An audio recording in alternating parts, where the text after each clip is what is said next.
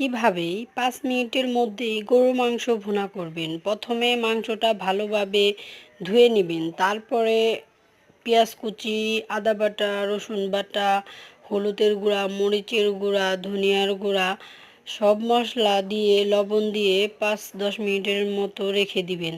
তারপরে তেলটা দিয়ে এলাচ দারচিনি ভালো করে ভেজে নিবেন। ভেজে নেওয়া হয়ে গেলে দেখবেন যখন লাল লাল হয়ে ঘ্রাণ বের হয়েছে তখন মাংসটা দিয়ে দিবেন।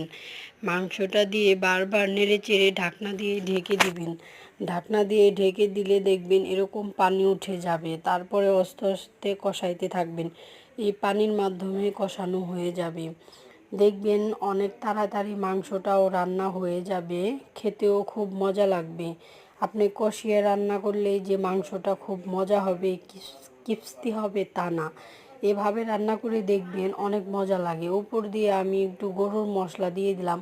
গরুর মশলাটা দিলে অনেক সুন্দর একটা ফ্লেভার বের হয়, খেতেও খুব মজা লাগে। দেখেন আমার মাংসটা সিদ্ধ হয়ে গেছে।